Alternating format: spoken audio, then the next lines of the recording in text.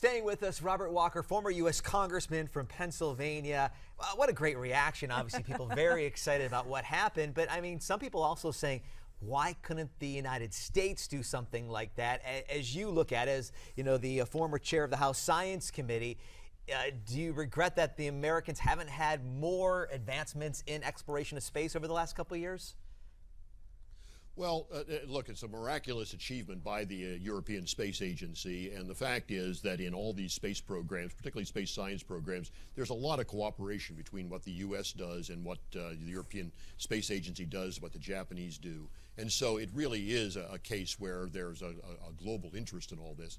But yeah, I do regret that NASA has not been able to be more vigorous in some of their programs, both the human exploration programs and the science programs, because there's a lot we can learn. We just talked a little bit ago about climate change. Look, the best instruments we have for doing something to understand the climate are the space-based instruments. We ought to be being very aggressive in that arena.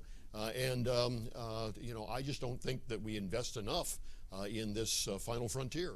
Yeah, we as Americans have really largely abandoned our space program currently. Do you think this new advancement will kind of repassion people about it? Do you think it'll, you know, get more information for exploration? A passion, well, I wouldn't agree with you that we've largely abandoned it. I mean, we have people aboard the International Space Station at the present time. We have a permanently manned facility that we have invested a lot in, and there's some absolutely fantastic science going on in the laboratories in the International Space Station. And so there are things that are happening that are very good that we just don't hear very much about. And I happen to think that the advent of building a commercial space program that will give us more access to low Earth orbit is something that is a very important development that's taking place at the present time. So we haven't abandoned it. We've put some money into the private sector that used to be in the public sector, which is a good thing. But I think the public sector could invest vastly more in the science area than they're doing at the present time. Congressman Walker, kind of an interesting story in the Washington Post, and basically what they're saying is that Democrats, they, you know, are okay giving the power away to the Republicans in the Senate because it would allow Hillary Clinton to more define herself as somebody against Barack Obama. Now, what are your thoughts about that? Do you feel like this is an opportunity for maybe Hillary Clinton to sort of define herself and to sort of pull away from the current president? Well, I think she's going to pull away from the current president regardless of what goes on in the Congress. I have my doubts whether or not Hillary Clinton actually runs for president. But if she does, there's no doubt that she will try to take America back to the Clinton presidency rather than spend much time talking about the Obama presidency. And then the truth is, in the Clinton presidency, there was a cooperative attitude in working with a Republican Congress. And so I think she'll probably talk about some of those kinds of things.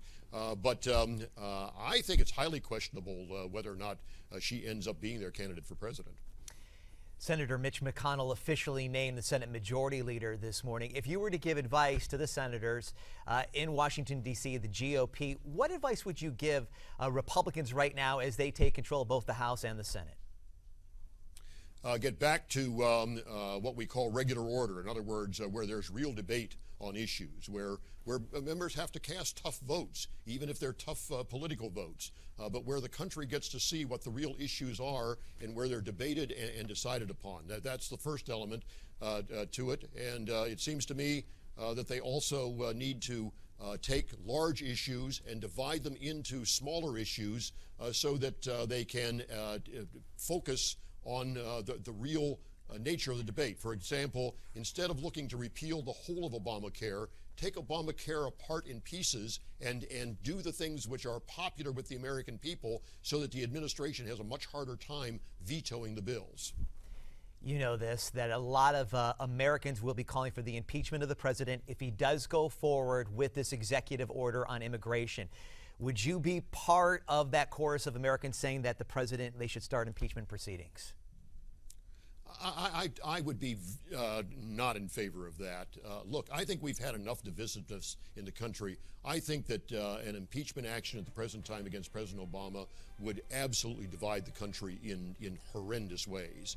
And so I think that in some ways the administration is hoping to force the Congress to do that because they want to set up that kind of an argument.